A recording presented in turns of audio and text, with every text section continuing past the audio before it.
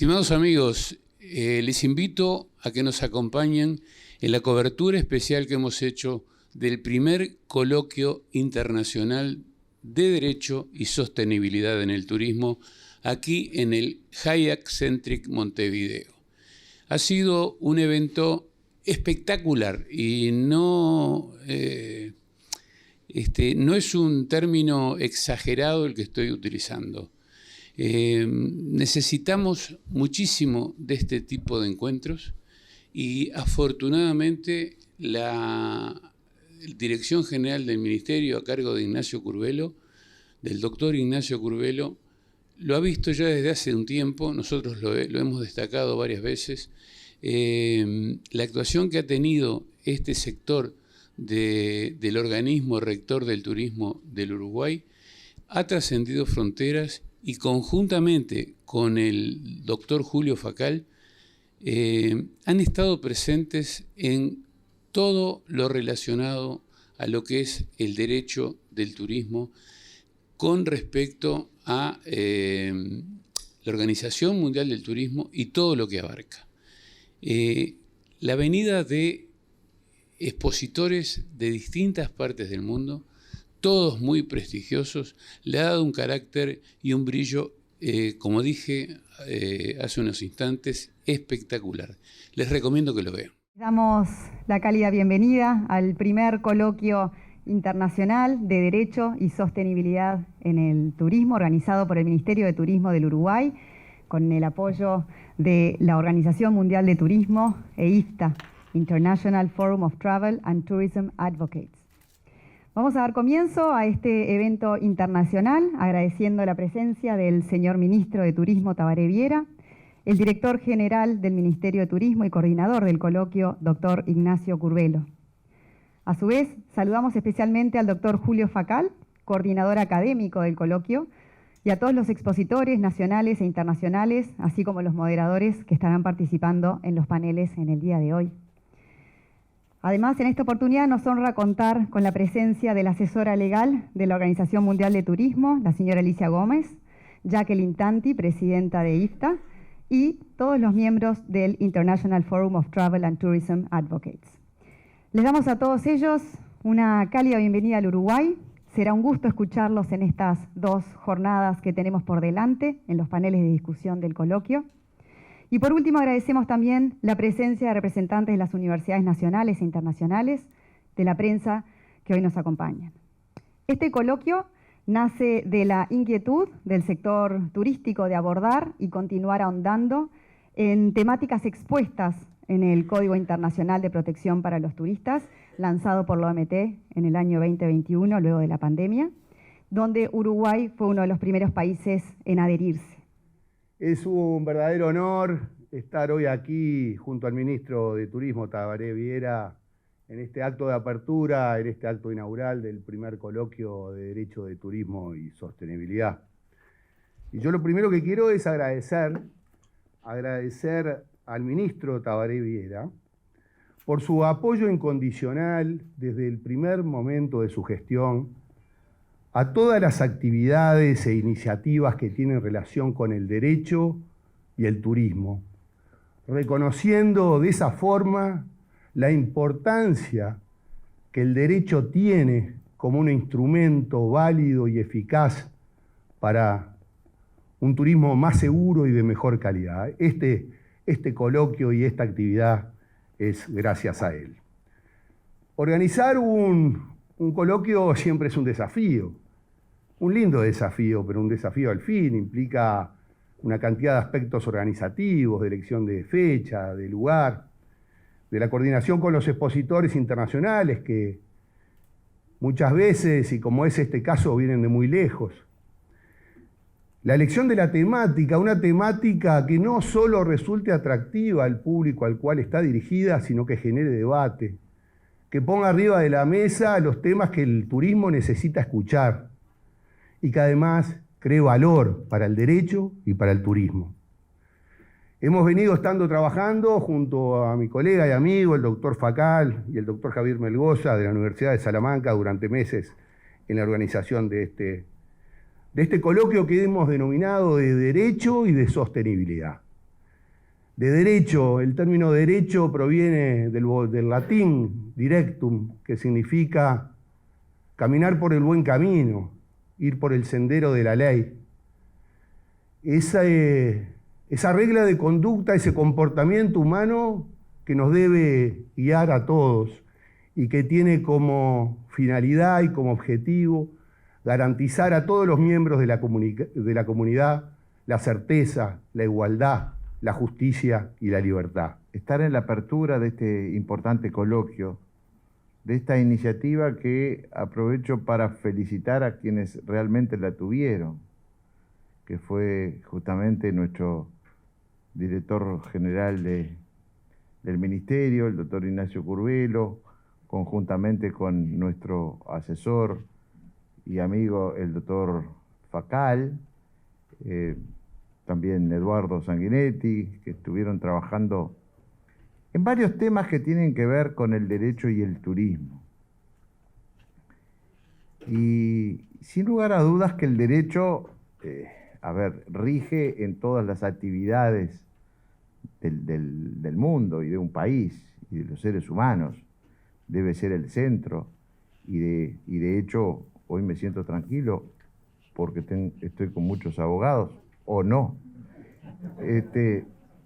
Pero realmente yo creo que los hechos que nos ha tocado vivir a la humanidad en los últimos tiempos, fundamentalmente en esa gran crisis que representó la pandemia en 2020, dejó en claro la necesidad de trabajar, y así lo recogió la OMT y así lo apoyamos todos nosotros, y Uruguay de los primeros, en la necesidad de dejar no solamente establecido, sino estudiar al grado de elaborar un código que de alguna manera sea la garantía de todos quienes están en el turismo. Por eso digo de quienes están en el turismo, porque ahí tenemos a mucha gente y muchas personas y muchas partes, ¿no? Es decir, el derecho de los turistas creo que debe estar en el centro de la atención y devolverle entonces a ellos las seguridades que realmente de alguna manera se vieron afectadas en ese periodo, cuando tanta gente quedó varada y tantas sufriendo otras consecuencias, terminaron también sufriendo consecuencias de incumplimiento de sus contratos y de sus compras. Por allí entonces lo que deben ser las políticas públicas, lo que debe ser el rol del Estado, lo que debe ser el rol y el derecho también de los operadores, un mundo que además no se ha librado de la pandemia, no ha terminado bien de librarse del tema de la pandemia, porque siempre hay algo por allí latente, cuando tenemos otros problemas en nuestro mundo loco de hoy, con todos los conflictos bélicos que están sucediéndose en forma diaria y que obviamente afectan a la vida de los ciudadanos y también al turismo. De manera tal que Uruguay, que ha adherido rápidamente al código elaborado en OMT, en el cual también tuvimos directa participación y que nos aprontamos en este momento a hacerlo ley, a reconocerlo dentro del régimen legal de Uruguay. Este aporte que expertos que hoy acá se reúnen, sin duda que va a ser un aporte sustantivo para este trabajo y para continuar avanzando en lo que tiene que ver con la seguridad legal en el turismo y con la sostenibilidad. Me parece bien que se haya incluido como tema. El Código Internacional de Protección de los Turistas es un conjunto de principios y de recomendaciones para la protección de los turistas en situaciones de emergencia, no solo en el caso de una pandemia, sino también cualquier desastre natural, cualquier conflicto bélico, y también una serie de principios y recomendaciones para garantizar los derechos de los turistas como consumidores en el escenario post-COVID-19. Además, el Código pretende armonizar una serie de estándares mínimos para la protección de los turistas a nivel internacional y está dirigido tanto a gobiernos como a agentes del turismo del sector público y del sector privado, y también a los propios turistas. El Código proporciona tanto a los Estados como al sector privado una serie de principios y recomendaciones con el objetivo, en primer lugar, porque este documento se desarrolló durante la pandemia, el objetivo principal era restaurar la confianza de los consumidores y recuperar el atractivo de los viajes, teniendo en cuenta que esta confianza se había visto gravemente mermada durante la pandemia. También armonizar una serie de estándares, porque durante la pandemia lo que vimos es una gran disparidad con respecto a la legislación de un país a otro y de la protección a los turistas como consumidores. Promover una sensación de mayor seguridad, crear destinos más seguros, más resilientes para el futuro y también de alguna forma reequilibrar la distribución de responsabilidades entre el sector público y privado, aportando mayor claridad con respecto a las responsabilidades, pero también teniendo en cuenta que la pandemia cambió las reglas del juego y que era necesario de alguna forma tener unas normas más justas y más equitativas en cuanto a la protección de los turistas. Cuando Alicia nos plantea en esa charla de trabajar en un Código Internacional de Protección de Turistas, lo primero que nos planteamos en aquel momento es, bueno, ¿por dónde alinearnos en esta idea? Porque en realidad el turista o el turista como consumidor ya tenía un proteccionismo bastante importante. A partir de hace unos 20, 30 años los países habían comenzado a concientizarse en que los derechos del consumo eran unos derechos de tercera generación que era necesario proteger. Entonces, lo primero que nos preguntábamos era, bueno, ¿qué hace falta? ¿Cómo trabajar en un Código Internacional de Protección de Turistas? ¿Hasta dónde llegar? ¿Qué es lo que tenemos y qué es lo que hace falta?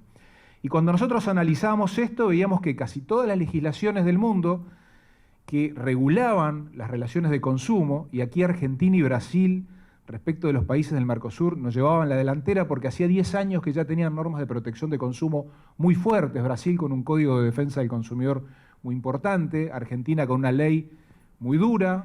Casi todas las leyes de relaciones de consumo tenían como objeto equilibrar a las fuerzas en el mercado, es decir, no era un castigo a la empresa, aunque algunas normas de consumo iban un poco más allá, como Argentina y como Brasil, ¿no? Tomando al empresario como el objetivo de los posibles incumplimientos ante el consumidor. Uruguay asumía un rol más equilibrado, hablaba de regular las relaciones de consumo.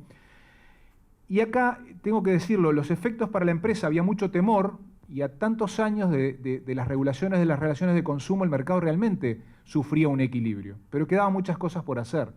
Y una de las cosas buenas que tiene el Código de Protección de Turistas, que ahora les voy a hablar, es que termina siendo una interesante herramienta de equilibrio en el mercado, e incluso, si me apuran, de promoción de los destinos. Porque cuando hablamos de destinos seguros, ese consumidor vulnerable, o especialmente vulnerable que es el turista, necesita un marco legal seguro. Y al adherir al código puede servir muchísimo para la promoción del propio destino. Y es importante una palabra que leí ahí que dice tolerancia cero. Esto es fundamental. En el mundo el tema de la trata de menores es terrible. Es terrible. Ayer justamente le estaba contando a una abogada amiga que vive en Colombia y me dijo, entrá en internet en Medellín. Dice, yo trabajé en esas cosas, es terrible. Y entré a Medellín, a las páginas, y ahí lo que vi es las famosas gringos parties y los paquetes turísticos con harén. La verdad es impresionante. Y eso mueve muchísimo dinero, incluso ahí están establecidos cuánto se paga una cosa, otra y otra. En definitiva es terrible, porque es la esclavitud lisayana disfrazada de un turismo. Eso es público, o sea, no lo inventé yo, lo miré. Ahora, existen tipologías y hay un tema bien interesante, cómo se disfraza todo esto, que es lo que con este código de conductas hace prevenir cuando se desconfía. Desconfiar no significa que sea realmente que se esté cometiendo un delito, pero sí llama la atención determinados puntos que de repente un paquete turístico que viene compartido. Yo no soy especialista en turismo, me gustó venir y aprender, pero supongo yo que dado un paquete que se comparte con distintas agencias de viajes, etc., yo supongo que tiene un componente en el cual se puede eventualmente desconfiar. Y usted perfectamente, esto es como el lavado de activos. Yo desconfío, yo hago una compraventa, parece que la cosa no está bien, hago el reporte de operación inusual y sospechosa. Y eso es absolutamente anónimo. Y usted tiene la constancia, cosa que si mañana le caen, dice, yo cumplí. Entonces, ¿qué ocurre? Esto es lo mismo. O sea, usted puede decir, bueno, este paquete lo vamos a hacer, lo vamos a trabajar, y tengo esta desconfianza. Y usted puede perfectamente, como me preguntaba el doctor Curvelo, denunciar estos hechos, porque en definitiva son indicios, es muy difícil tener toda la prueba, salvo que alguien escriba, tenemos un harén, etcétera, etcétera, y se lo damos también en el paquete, eso es imposible. Entonces, con ese compromiso es donde hay que denunciar. Y esta es como la primera parte de algo que va a ocurrir ya a finales de noviembre y primeros de diciembre en Salamanca, que ya anunció Alicia, la directora jurídica de la Organización Mundial de Turismo. El día 30 de noviembre y el 1 de diciembre tendrá lugar el primer seminario internacional sobre el Código de Protección del Turista, que organiza la Organización Mundial de Turismo con la Universidad de Salamanca y la Universidad de la Sorbona, dos de las universidades más antiguas de Europa. Salamanca cumplió 800 años en 2018 y la Sorbona creo que anda por ahí, año arriba, año abajo. También dos destinos turísticos, segundo, tercero en el ranking a nivel mundial, con más de 80 millones de visitantes y demás. El primer pilar, la OMT, pero tiene un cuarto pilar este congreso. Este cuarto pilar es, sin duda, Uruguay, el Ministerio de Turismo y las personas. Las instituciones las hacemos funcionar las personas, o las hacen funcionar las personas. Ha sido una apuesta muy inteligente. Uruguay, aparte de que como director Julio y el doctor Curvelo estarán presentes, Julio incluso como codirector académico, ha sido fundamental para configurar el programa y ha sido determinante para pensar hacia el futuro. Como anunció Alicia, se presentará el Observatorio de las Américas y esperemos que esto se regularice. Es decir, gracias al impulso y la visión del doctor Curvelo y su equipo, pues estamos hablando ahora de próximos foros y próximamente se anunciará, ya se abrirá la página web para hacer las reservas y, como digo, Uruguay estará especialmente presente en ese congreso de Salamanca, que, por cierto, universidad que tiene vocación, lo lleva en sus estatutos. Nuestra vocación es América. La Escuela de Salamanca hace muchos años, como digo, fue Francisco Vitoria y compañía, fueron los promotores del derecho de gentes. Y en esa línea vamos a seguir trabajando.